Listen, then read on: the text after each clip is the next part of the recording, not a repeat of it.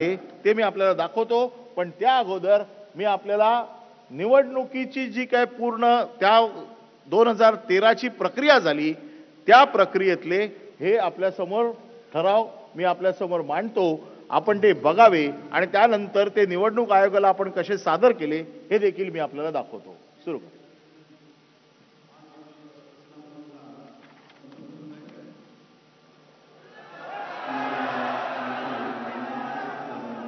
हे बघा एकच हे कालचे निकाल देणारे आपले अध्यक्ष हे त्या सभेत होते आणि सभेत असून देखील त्यांनी सांगितलं 1999च्या नंतर आमच्याकडे कुठलाही कागद आलेला नाही. स्वतः ते त्याच्यामध्ये हजर आहेत.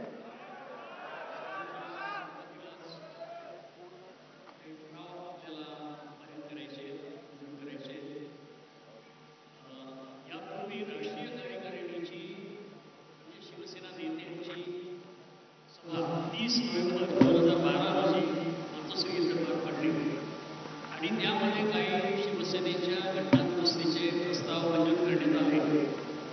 या प्रस्तावांना आम्ही प्रतिनिधी सभा मंजुरी देणार आहे आणि म्हणून हे क्रमाक्रमाने प्रस्ताव मी आपल्यासमोर मांडण्याची जे सूचक आणि अनुमोदक आहेत त्यांना विनंती करतो.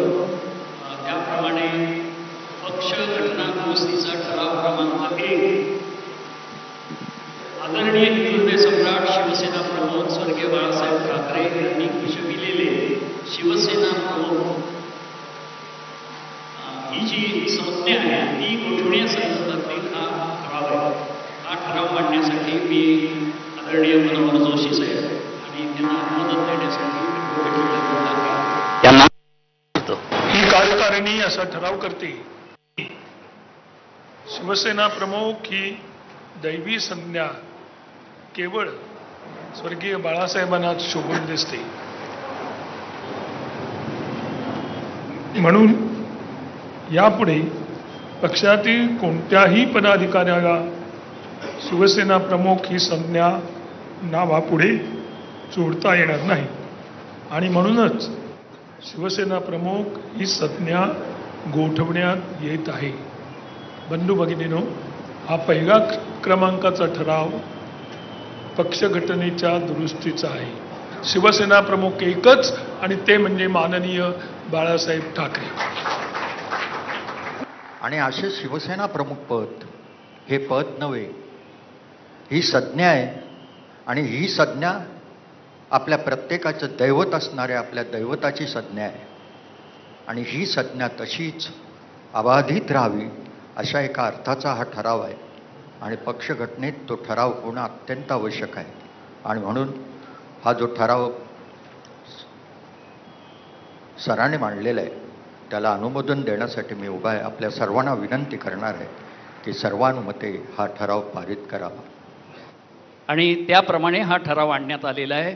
तो आता आपण सर्वानुमते मंजूर करण्यासाठी आपल्यासमोर मी ठेवतो. आपण हात उंच करून आणि घोषणा देऊन हा प्रस्ताव मंजूर करावा. वंदनीय हिंदुत्व सम्राट सरसेनापती शिवसेना प्रमुख श्री बाळासाहेब ठाकरे यांचा जय हो.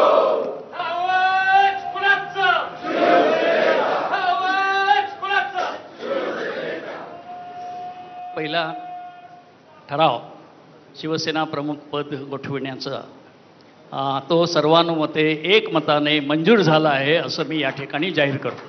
शिवसेनेच्या पक्ष घटना दुरुस्तीचा ठराव क्रमांक 2 शिवसेना पक्षप्रमुख हे पद निर्माण करण्याबाबतचा आहे आणि तो ठराव मांडण्यासाठी मी शिवसेना नेते माननीय रामदास भाई कदम यांना विनंती करतो.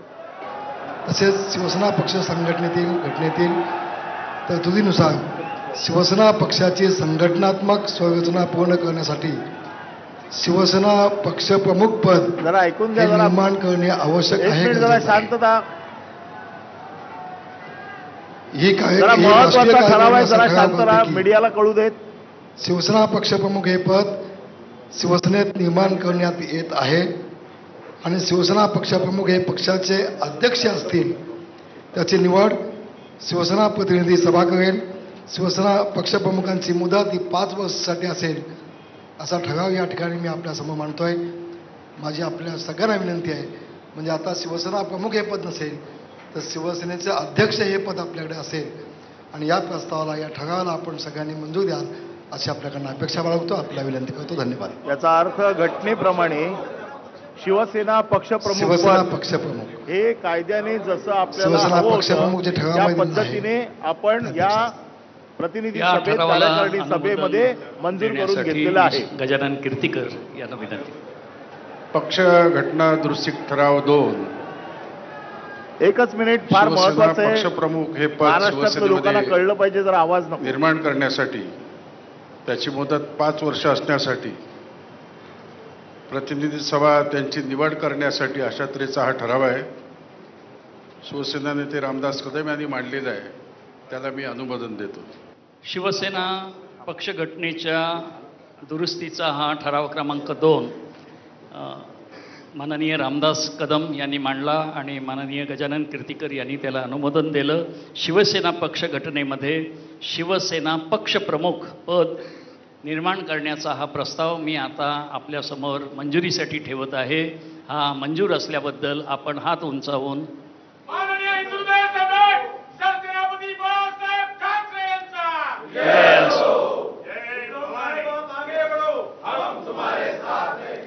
हा ठराव एकमताने मंजूर झाला असं मी या ठिकाणी घोषित करतो.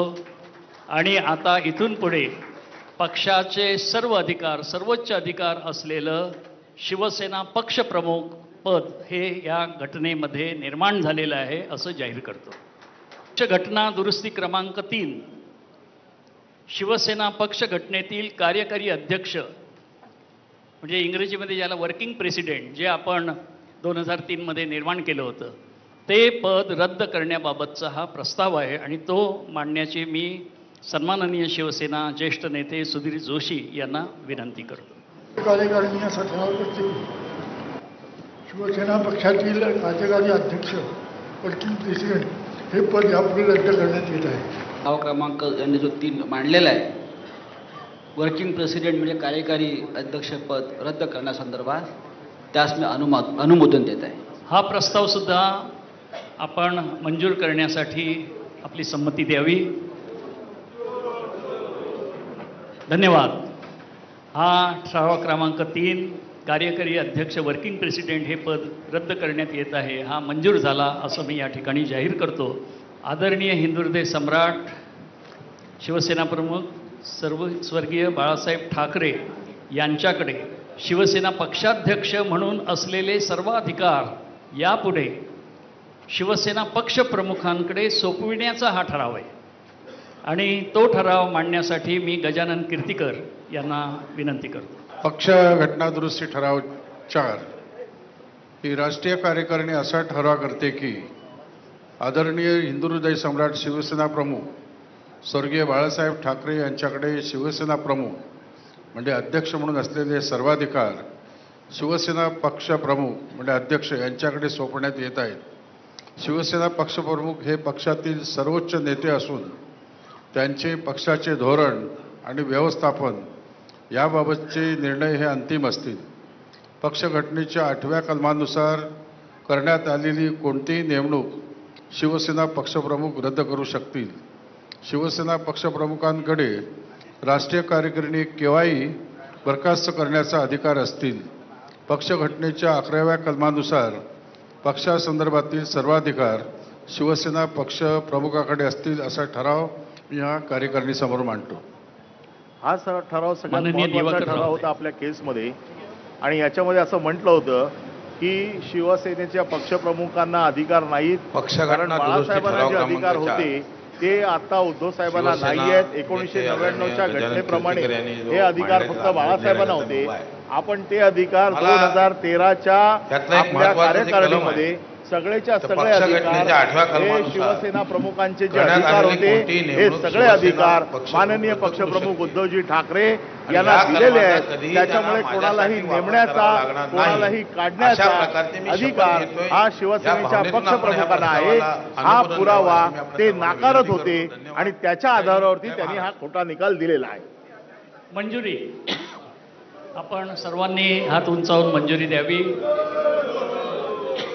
ठराव मंजूर केल्याबद्दल धन्यवाद.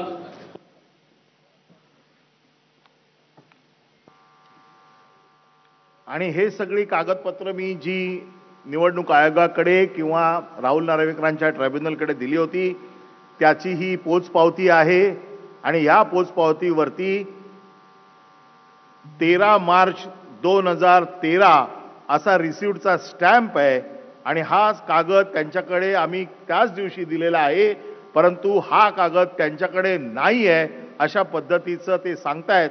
म्हणून आपल्या जनतेच्या न्यायालयात हा कागद याची खरा खोटा काय निकष लावायचे आहेत हे आता जनतेने लावावेत आणि म्हणून आपल्याकडे हे आम्ही पाठवत आहोत. हे स्क्रीनवर देखील आम्ही दाखवतो. पण त्या अगोदर या सगळ्या प्रक्रियेची एक प्रक्रिया असते की जी निवडणूक घ्यावी लागते 5 वर्षानंतर. ती निवडणूक आपली ज्या पद्धतीने घेतली गेली, अधिकृतपणे निवडणूक आयोगाने जे निकष लावलेले आहेत त्या पद्धतीने ॲडव्होकेट बाळकृष्ण जोशी यांनी त्या कार्यकारिणीमध्ये निवडणूक प्रक्रिया पूर्ण केली होती. त्या प्रक्रियेचा व्हिडिओ मी आपल्याला दाखवतो.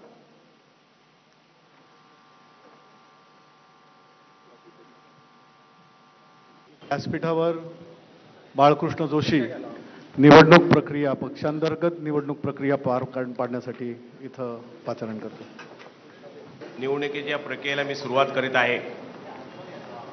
शिवसेना पक्षप्रमुख म्हणून एक पदासाठी मी निवडणूक जाहीर केली होती. त्यासाठी माझ्याकडे एक अर्ज आलेले आहेत. माननीय श्री उद्धवजी ठाकरे यांचा एकमेव अर्ज आलेला असल्या कारणाने मी जाहीर करतो की श्री उद्धवजी ठाकरे हे शिवसेना पक्षप्रमुख म्हणून मी त्यांची निवडणूक जाहीर करीत आहे.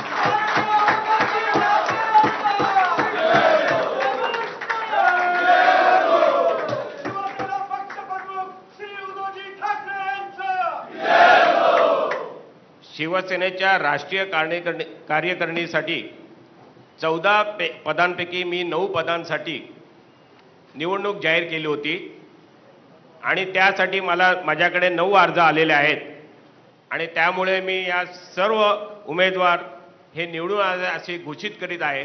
त्यांची नावं खालीलप्रमाणे आहे. माननीय डॉक्टर श्री मनोहर जोशी, माननीय श्री सुधीर जोशी, माननीय श्री दत्ताजी नलावडे, माननीय श्री लीलाधर ढाके, माननीय श्री सुभाष देसाई, माननीय श्री रामदास कदम, माननीय श्री दिवाकर रावते, माननीय श्री संजय राऊत आणि माननीय श्री गजानन कीर्तीकर या 9 लोकांचे अर्ज आल्यामुळे मी हे शिवसेनेच्या राष्ट्रीय कार्यकारिणीचे सदस्य म्हणून ते निवडून आलेले आहेत असं मी जाहीर करतो. शिवसेना उपनेते म्हणून 21 पदांसाठी मी निवडणूक जाहीर केली होती आणि त्यामध्ये मला 21 अर्ज माझ्याकडे आलेले आहेत आणि त्या 21 उपनेत्यांची मी नावं घोषित करीत आहे.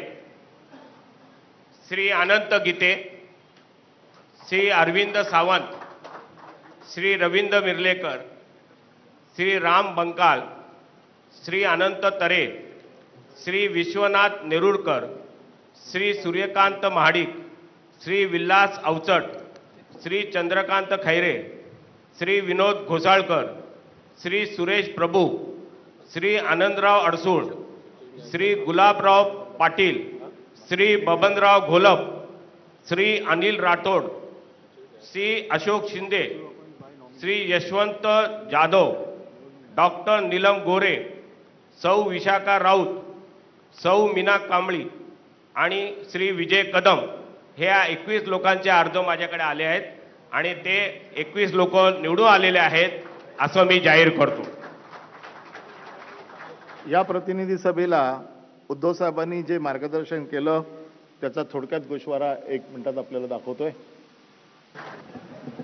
व्यासपीठावरील शिवसेनेचे सर्व मान्यवर नेते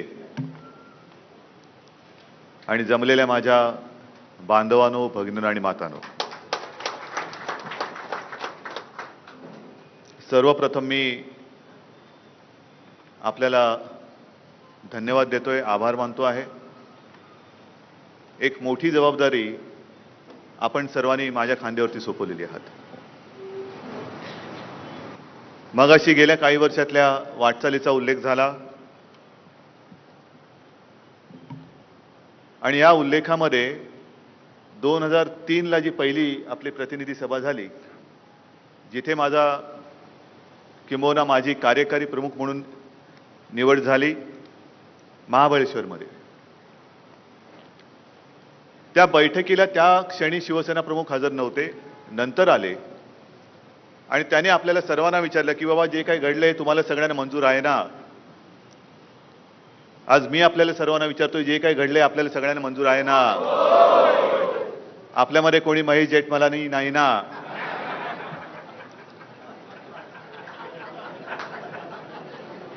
नाही, विचारलेलं बरं, कारण नंतर मग कुणाला काही सुचायला नको.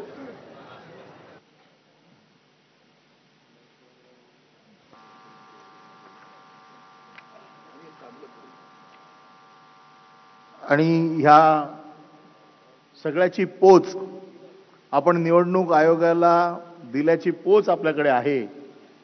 ती पोच देखील आपल्याला दाखवतोय. हे बघा, तारीख त्याच्यावरती 13 मार्च 2013 ही तारीख, 3 मार्च 2013 ही तारीख आहे. रिसिव्ड भारत निर्वाचन आयोग. हे सगळं तुमच्यासाठी दाखवतोय का? आणि हे सगळे त्यांचे रिसिव्ड केलेले जे अधिकारी आहेत त्यांच्या ह्या सह्या आहेत. इकडे आहे, हे बघा, इथपासून ते इथपर्यंत म्हणजे त्यांच्या प्रोसिजरने ज्या सह्या जातात त्या सह्यांचा कागद मी आपल्यासमोर ठेवतोय. हाच कागद आपण निवडणूक आयोगाला सादर केला होता. म्हणजे त्यांना कुठल्याही परिस्थितीत हे म्हणण्याचा अधिकार नाही की तुम्ही निवडणूक आयोगाला घटना दिलेली नाही, ज्याच्यामध्ये उद्धव साहेबांना पक्षप्रमुख केलं, बाळासाहेबांचे सगळे अधिकार उद्धव साहेबांकडे दिल्याचा हा ठळठळीत पुरावा आहे. आणि मला असं वाटतं की हीच आपली जिंकण्याची 100% गॅरंटी आहे. 23 जानेवारीला सभा झाली, 28 जानेवारीला सबमिशन केल्याची तारीख पण आहे. नाही, त्याचा रिसिव्हच आहे. आम्ही ही ताबडतोब आपली सभा झाल्याच्या नंतर दिली. या व्यतिरिक्त आपल्याला मान्यता आहे, म्हणजे शिवसेना पक्षाला मान्यता आहे.